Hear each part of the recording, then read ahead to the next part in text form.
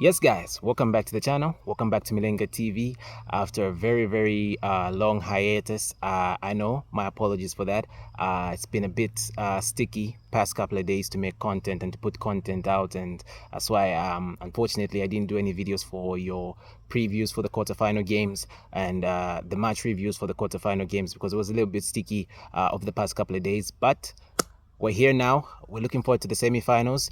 And yeah, just because I wasn't making videos, I was watching other games. And I mean, this tournament hasn't failed to deliver so far. I think it's been one of the most exciting editions in a while for a very long time. And what a tournament it's been so far. I've been watching other games, and even in the quarterfinal stages, we did have some more shocks that happened. So we're gonna get into that, and we're gonna look into the match previews that are going to take place into the semifinals for the two teams that made it through, or for the four teams that made it through, if I can say. Nigeria, South Africa, DR Congo, and Cote d'Ivoire. Who would have thought they made it this far? And yeah, we're gonna look into all of those games, and we're gonna see how and what to expect from these teams. But before we go any further, like we always do on the channel, if you're new to the channel, welcome for the first time.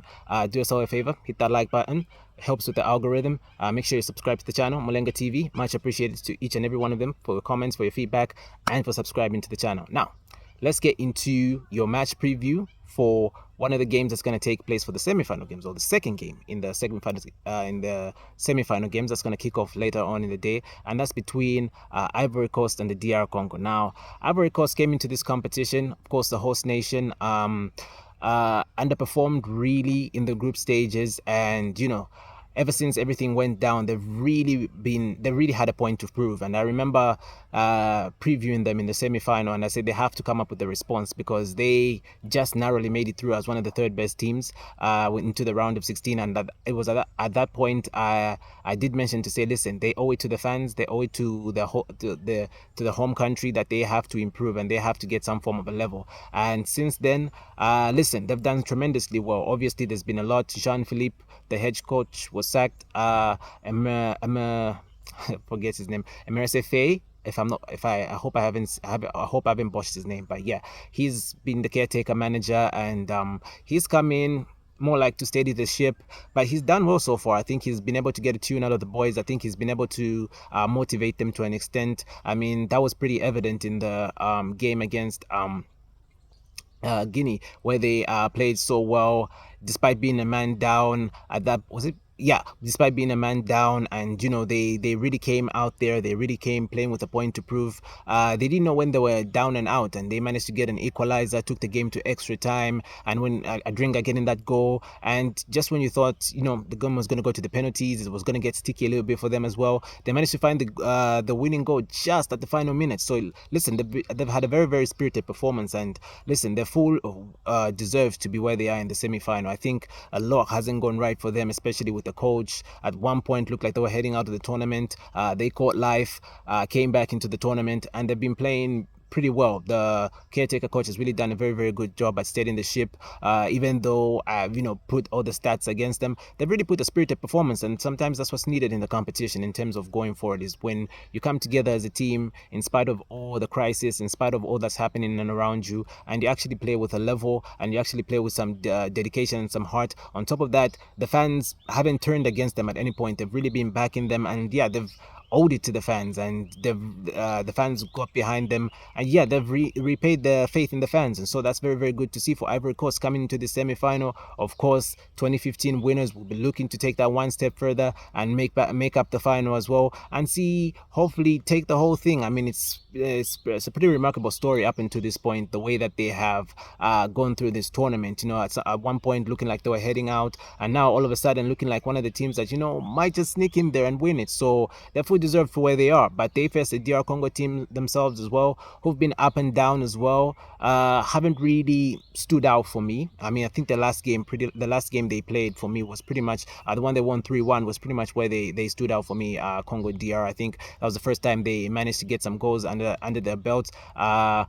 Wissa has been their key player as well. He's got 2 goals for them at the tournament, so he's another key player coming into this fixture. Arthur Masuaku as well, getting another brilliant goal for himself as well. Mishak Elia the game before. So they've really been trying to balance out Congo in terms of playing as a team. They really haven't really stood out, but their very measured performance has got them this far. I mean, they've come up against teams like Morocco, teams like Egypt, and they themselves are fully deserved to be where they are at this far in the tournament, and they'll definitely be looking to go one step further and make it to the final. Can't quite remember when the last time they did play in the final, but hey, they are two-time winners of the AFCON. So this getting this far will just be extra motivation to say they need to end that drought. I think they haven't won AFCON since 1974, if I'm not mistaken, was the last time they won AFCON. So they'll definitely be looking to end that long AFCON drought, and they'll definitely be looking to go one step further into the final and win this game. Now, on paper, when you look at this game, and as I've been previewing both these sides,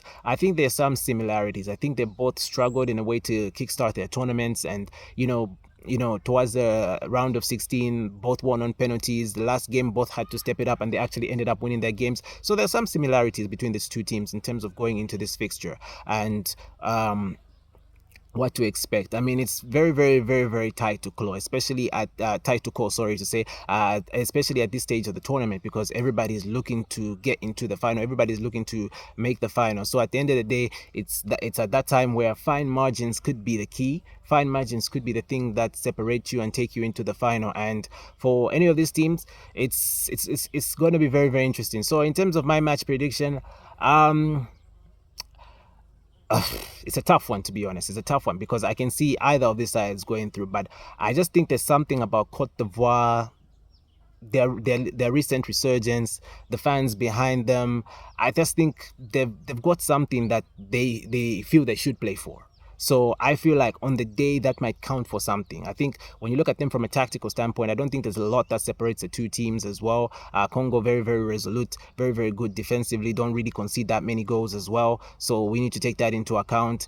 But there's just something about the way Ivory Coast or Cote d'Ivoire is playing with the crowd on their side that makes me think they just might edge it on the day. I'm not going to say it's going to be a bashing. I'm not going to say they're going to win by an astronomical result, but I just think there's just something about them on the day that's going to edge it. So in terms of my match prediction,